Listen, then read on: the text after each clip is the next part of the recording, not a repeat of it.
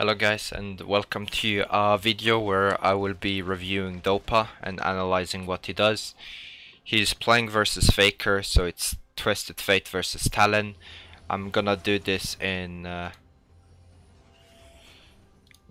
sometimes in 2x speed to explain what's going on, cause there's a lot to cover, but most of it is kind of straightforward, how he plays the lane and what he intends to.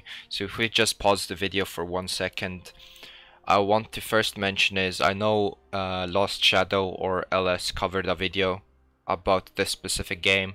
I wanted to cover it from my point of view a bit before he actually uploaded it himself. Then I was kind of conflicted whether I should analyze or upload a version of mine.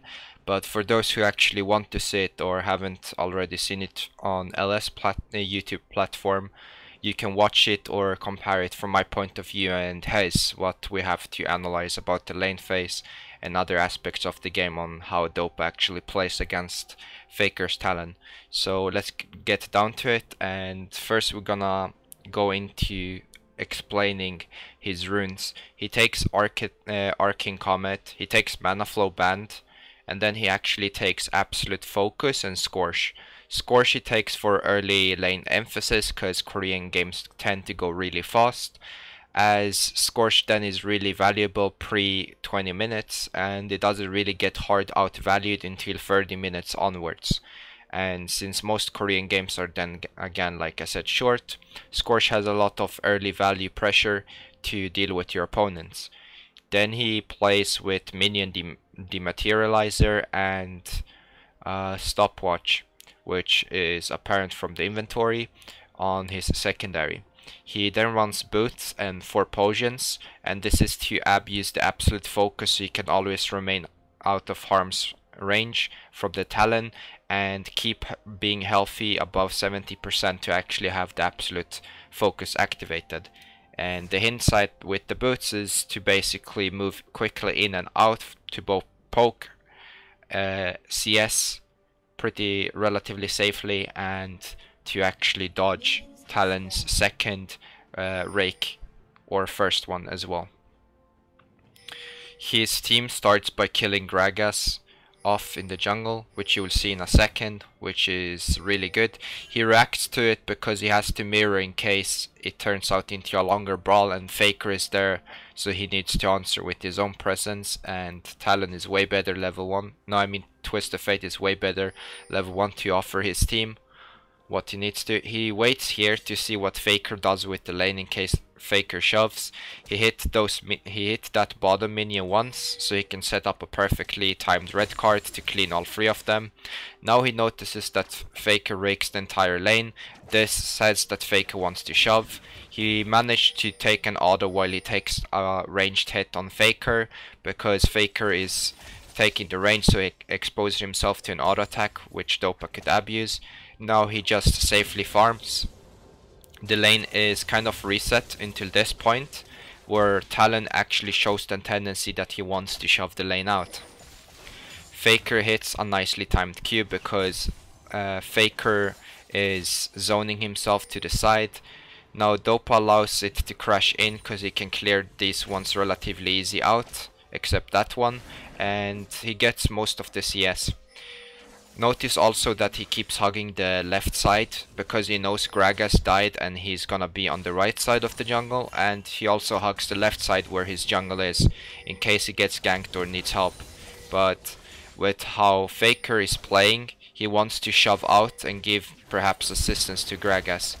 Here, as you can tell, both mid laners pay attention to their bottom side on what's happening with the jungle interaction. Faker pays a bit too much attention to it, which what Dopa is noticing, and he quickly locks in a card and Qs him to actually deal damage with the E. So Faker takes a substantial poke from losing line of sight of Dopa and actually checking in whether what Gragas is doing.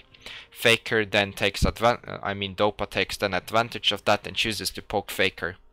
And Faker chooses to shove it in because he wants to help Gragas in case something happens, because Gragas got shut down early on, so he needs to try and get something back in the game. And everyone knows that TF is kind of weak early on, so Talon can bypass that and roam from the wall and assist his jungler way quicker than what Dopa can. But Dopa finds a really good trade, and it looks like his jungler won the Wraiths, and it will just roll out pretty safely. So Dopa ends up coming on top, jungle wise and trade wise so far in lane. Now the lane is really hard shoved in, so Faker opts again to shove the lane out because he doesn't want to stay, especially since he knows where Rengar is.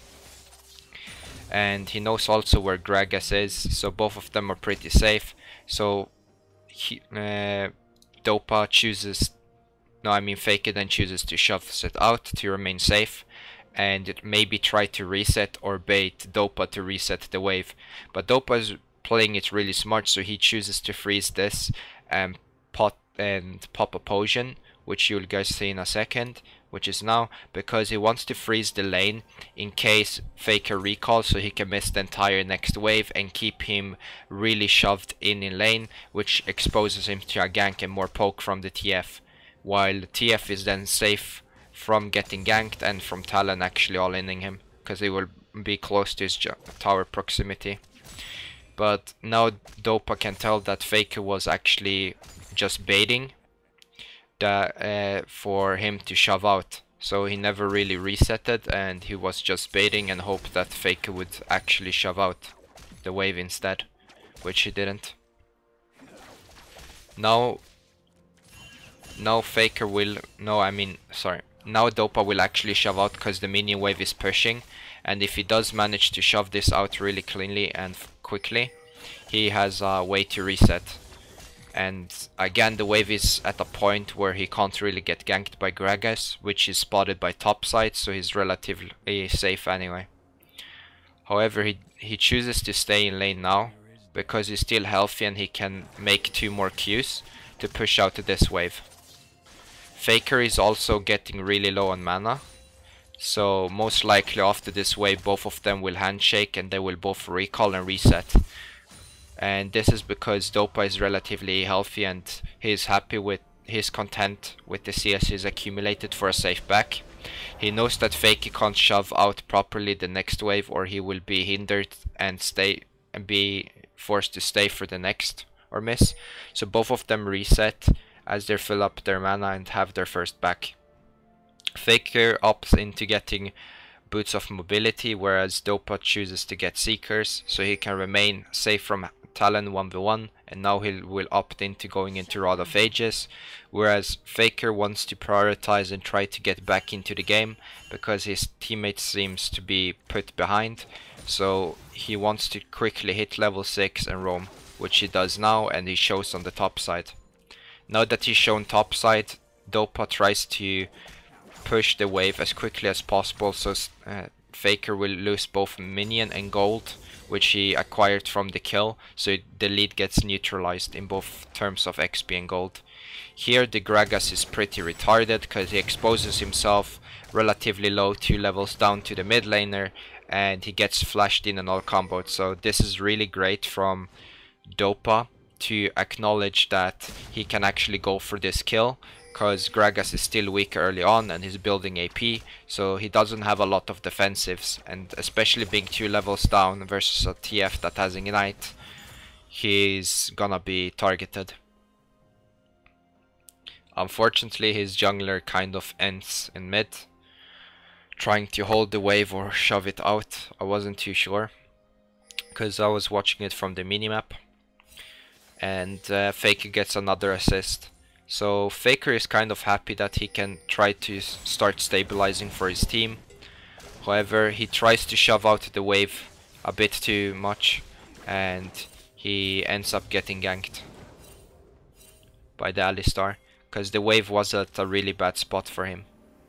What is funny here is they overcommit on chasing, so Dopa is gonna let the Rengar go for the Talon, which takes ages.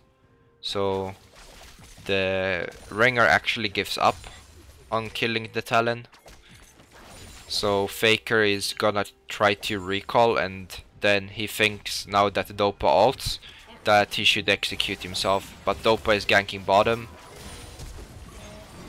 Here I think he ulted pretty poorly on the Rakan, because he could have ulted a bit further behind on the Rakan in case Rakan has flash W and wants to escape.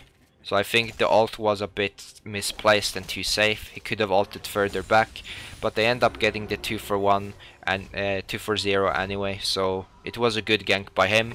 And Faker played scared, seeing the ult, so he thought Dopa might come and actually kill him in base. So he was forced to execute himself instead of finishing the recall, because Rengar gave up on him, knowing that Faker would be executed since no one tagged him in the last couple of seconds. So there was no one on to get assist or kill credit. Now Dopa has accumulated a lead because of the thing with Faker being chased, so Faker lost a lot of CS and gold, which is apparent from the CS disparity and Dopa being one level up.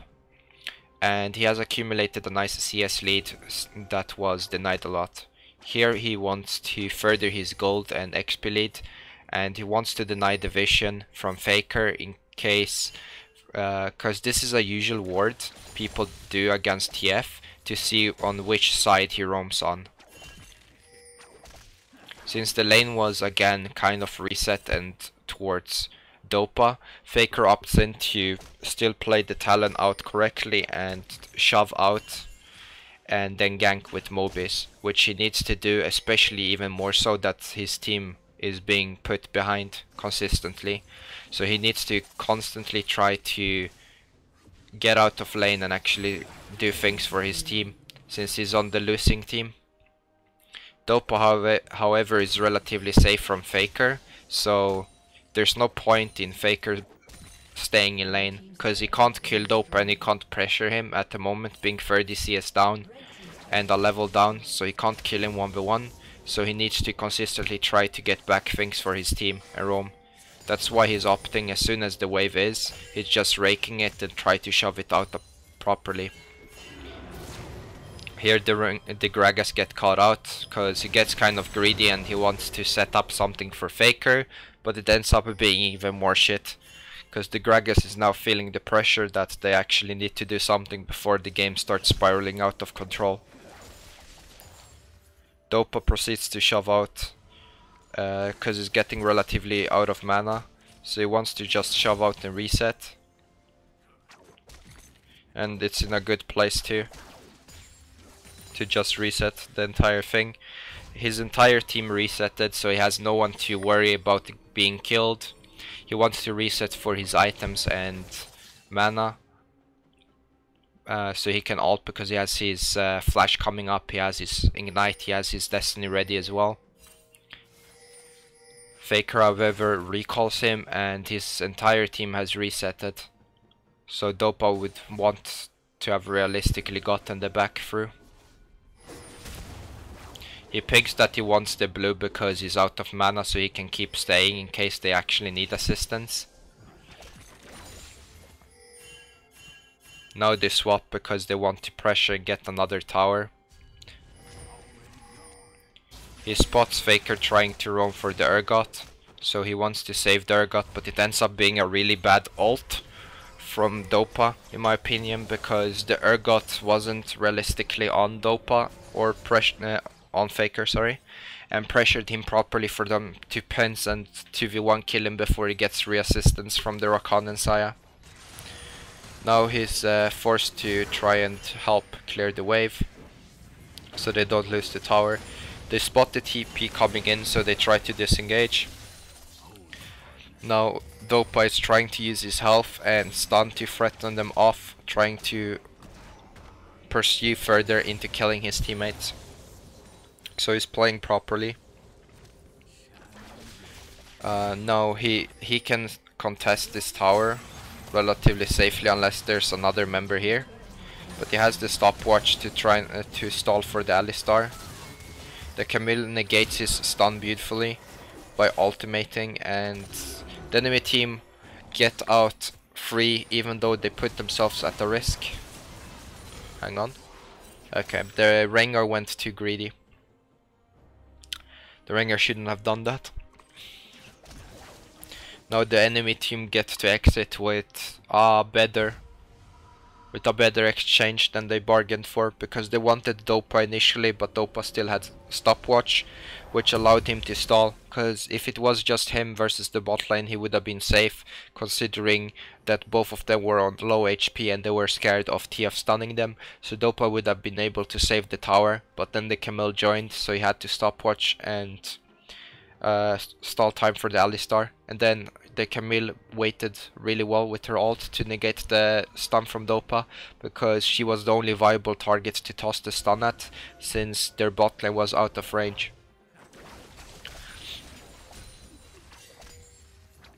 Dopa doesn't want to go into the side lane because the bot lane still hasn't capitalized on taking the top tower yet, and his ult is coming up so he can address both the top and bottom in case something happens, and he still has his flash. So this is a pretty safe lane for him to be at, and Urgot is already 0-2, so killing him won't really be the devastating part for his team, because he's behind compared to the Camille. The Rengar is taking the top objective in accordance with his bot lane so he can get the proper assistance. They spot it out, and Dopa tracks Faker. He stuns him. Rengar fucks up his combo because again he plays really weird. But they managed to secure the Rift Herald. And now they're all clustered around mid lane, and Urgot seems to have rotated for some bizarre reason instead of shoving out bot lane. He didn't have TP, so he felt unsafe leaving his team. The Gragas gets a really nice combo onto the Ezreal, which get comboed in concession with the Rakan, and they capitalize on a nice kill. As his team activates Herald, and they get mid tower in midst of it, because Ezreal tried to poke too hard and he exposed himself to a wall, which he shouldn't have, because it's better for him to be exposed to the right side from the wolf wall rather than the wraith wall. So he ended up getting comboed because he got greedy and wanted to poke preemptively, while the Rift Herald gets activated, so maybe they can get 2 towers. So that's really well played by the enemy team to see the playthrough. Dopa is just playing really safe at this point, and I don't think like his 2 ults have been the best. Sure, the first one on Rakan he did get. The second one helping out the Urgot was pretty poorly, in my opinion, because Urgot wasn't really too exposed and he could have baited more using the Urgot, or the Urgot could have played better for them to actually get Faker. But so far, Dopa has played well with his team. His team has played slightly better than the enemy team. As you can see, the enemy team is behind on 3 rolls, which has been hard on Faker because Faker needed to constantly shove and try to get back thanks for his team, rather than trying to confine Dopa and beat him 1v1. But it's hard to beat Dopa 1v1 as he was playing with absolute focus and boots to remain safe from the Talon and playing the lane properly. Therefore Faker felt the need to go mobility boots and try to get something else from his team because they were on the losing end. So I think both mid laners have played properly to their roles, and Dopa has been tracking Faker really well to mirror him or counteract most of his movements, other than when Faker himself has resetted and he can't track him where he would return to off a recall, which he'd been twice going top lane, which you can see in Urgot's deaths. But both times Dopa pushed out and made Faker lose CS, which has grown the CS between them. Faker has however have capitalized a bit because he's getting solo lane, and Dopa has had to address more to his team. So Faker has been consistently catching up a bit, but not by too much of a margin. So I think both mid laners have played really well, given their roles and given the 2 teams, because they've both been allowed to display their impact on both champions.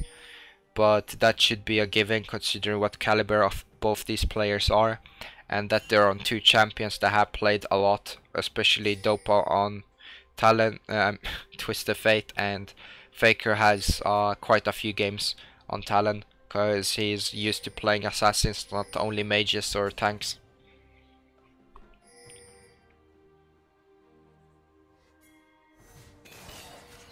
He opted to go into the Zonia and remain safe from the enemy team's combo. He knows he doesn't need Lich Bane, considering how much engaged the enemy team has. And his team are kind of heavy on dealing damage anyway, so he doesn't need the Lich Bane yet. Plus he doesn't want to run the risk of Talon or Camille being on him, because they are the ones that are sitting on the kills compared to Saya or Gragas being little to non-threat. He Zonias to prevent damage and flashes downwards to try and remain safe. He manages to get out of Camille by the assistance of their team, and the enemy team actually overplayed that team fight. Like, what ended up happening here is Dopa Zonia'd beautifully, soaking the damage, pulling them inwards. Camille got really greedy and bounced here on Dopa. Saya used her defensive to try and execute Dopa and snare the rest, but he got barely out, and then his team assisted him to remain safe from the Camille, and Dopa managed to walk out of the Saya, so they overcommitted and they ended up paying the price, because even though Urgot wasn't in the best position, he can still do a lot of AoE damage and shred them down, and then start to execute at least one guy through his ultimate. So it was an overplay made by the enemy team after they found yet another good pick, and they could have taken this tower without overcommitting. So this was a throw by the enemy team, considering that they were capitalizing on the deficit they had early on. So Faker should be annoyed seeing that 4 of his teammates misplayed and let him down. So this sucks for Faker, whereas Dopa's team actually helped him out and they capitalized on the dive that they overcommitted to. So it just ends up really bad for one mid laner and good for the other.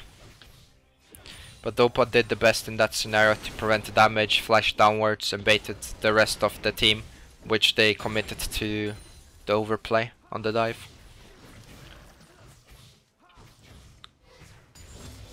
So I have to start feeling bad for Faker right now, that his entire team, including the Fed Camille, who had been doing so well, through kind of her lead.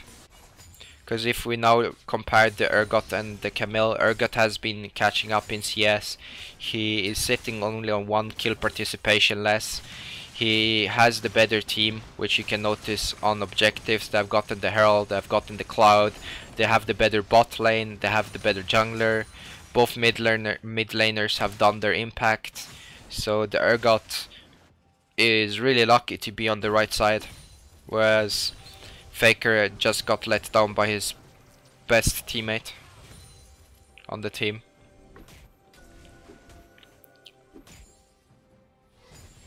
It was just really greedy for the Camille to even approach a Gorfo Dopa.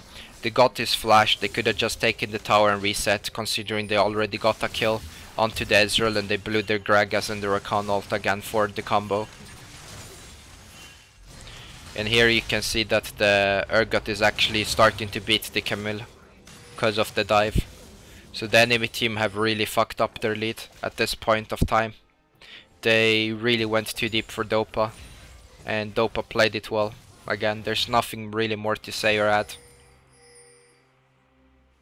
He's been relatively safe the entire game, just playing the proper decisions, remaining safe, not being out of harm's range to get caught by Camille, to get caught by Talon, to get caught by a Gragas, E or alt, to get caught by the Rakan. It's been really hard to get onto Dopa because he's been playing properly to the enemy team comp, and his teammates have been playing better than the one of a Faker, so they have been peeling properly for him as well to use.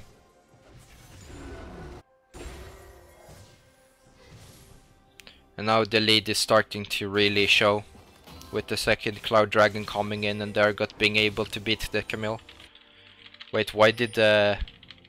Oh, I'm actually retarded. The camera went to Apdo. It should only follow Dopa, but I was so indulged in talking about the game.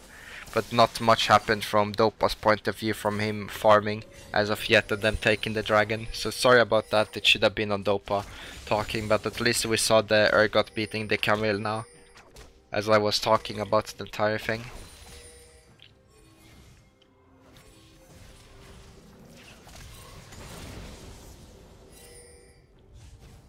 I think most of this game could just be addressed from the early game on how both mid laners played their roles, where Faker acknowledged he needed to get out of lane to help his team and prevent them from losing, and Dopa just farming and keeping the Lanephase at bay so he can't get ganked and remain safe from the Talon, abusing the boots and the absolute focus. And then he clears out the second Faker leaves and roams bottom, whereas Faker opted into roam top. It's just been really obvious how both mid laners have been playing, and then the team fights have been coming down to... hang on.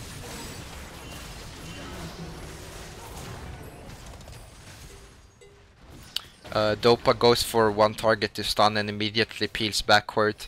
He has the Zhonya, so he's still relatively safe. Don't need to keep track where Faker is coming from. Now they're pinging that they want to address both lanes that are being crashed in. The Gragas suicides because he's retarded.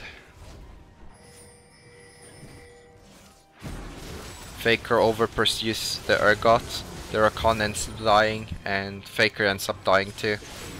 They saw all four members, so this was an overcommitment from the enemy team, and it was initiated by Faker himself and the Rakan throwing after the Gragas again getting caught off, which is a characteristic he exposed early on, that he has let himself get caught a couple of times and died.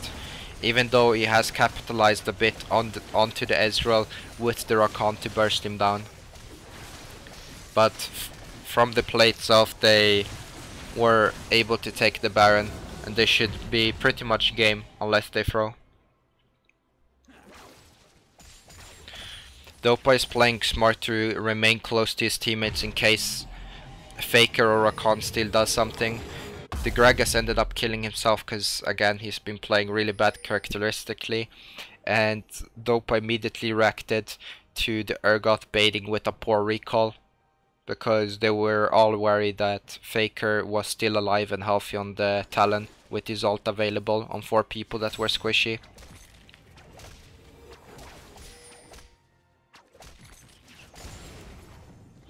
This game had just got really one-sided ever since they dove mid lane. But as I was saying for the early phases, Dopa played really soft, playing the matchup, and this forced Faker to try and roam, to try and minimize the deficit from his teammates being basically losing early on, because his teammates were losing in multiple roles and lanes. So he had to roam because Dopa wasn't giving him anything mid lane, and every time he roamed, Dopa punished it properly by shoving in, so he missed XP and CS in return. So it minimized the assist or kill he got off the roam, and then Dopa in concession was able to roam as Faker needed to come back and address the mid lane, and they just roamed them opposite.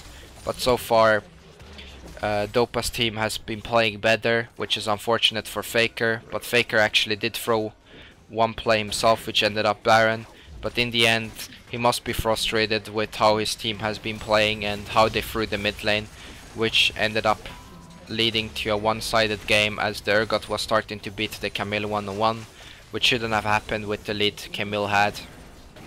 And then later they just won out on that, and the Baron fight which got extended, which was then caught by Gragas and thrown by Faker and Rakan, and led to the Baron and now 2 inhibs. So it all escalated really quick off that one mid play that was overcommitted by the red team. So it's just unfortunate. You can see the scoreboards across 110 bot lane, 3-5 jungler. The 3-1 Camille is now 3-4. So it has to feel bad for Faker being 3-1-1. He played well, he did his job the best he could, but in the end he couldn't carry his team. They just did way too many mistakes, and Dopa and his team played better overall, and Dopa remained safe to play TF properly and stun them out and do team fights right, based off enemy team's mistakes. So this is just showing how you play TF at a really high level, at a standard textbook kind of style, where you remain safe out of harm's range, you play with your teammates, and you don't let the enemy team get an advantage. And then you always address the decision making the enemy team does while playing the proximity of your jungler, and then answering the opposite side of where the enemy team is, mid laners is roaming. So I think both mid laners played really well. Dopa just ended coming on top with his teammates, and it really goes to show the caliber of both mid laners, how they addressed the game and what game plan they came in. Unfortunate for Faker that he had to try a lot more, because he wasn't given any opportunity to do so in mid. Dopa goes for the style points to execute Faker, and yeah, that's pretty much everything. So if we're just gonna recap quickly how the game broke down, again as the finishing touch, which I've been repeating for the last couple of minutes. The lane phase started really good. Gragas got killed level 1. This allowed Dopa to play towards the left side instead of the right, because he knew where Gragas would be. Then he found Faker was shoving out the lane, because Dopa showed the tendency he wasn't gonna let him get poked or anything. So Faker wanted to shove out the lane to address his jungler, because Gragas tried to invade and get back things. This ended up that they knew where Gragas was, and it set up Dopa for a really safe laning phase. They both reset at level 5 after he finds a clever poke and onto Faker when he watches the Wraith interaction, and then he tries to bait Dopa to actually shove out the lane, but Dopa doesn't fall for it, to actually find a freeze and perhaps Gragas finding an opportunity to gank. They both reset. Faker ganks top lane, Dopa shoves out, he ganks bot lane, and then they keep repeating that. Gragas gets caught for a second time in the game, apart from the level 1. They get the dragon, they switch bot lane around, they get the priority on the top objectives, and afterwards it looks fine when the enemy team are starting to find picks. But after the second pick, they overcommit mid lane, and it started being one-sided from how Urgot was starting to beat the Camille, which he shouldn't. So Dopa's team came on top, and they played better for him than what Faker's team did for Faker. And the game became really one-sided from that, and it kind of broke down with the mid dive being propelled towards one side of the team. And then later on the Baron fight, and they exchanged the Baron fight at the end, where Gragas got caught for the third time, and then Faker and Rakan through, which ended up Baron and them closing out the game properly. And this is what I mean, that when Koreans get on a lead on one side on team, they close out the game really fast, and that's why he's running Scorch, because it ended at 28 minutes before the 30-minute mark. So he was playing really safe, he played properly with his team, and they closed out and they found the lead after the enemy team played poorly and overcommitted to the mid lane dive, and they abused that Gragas was actually characteristically bad as a jungler.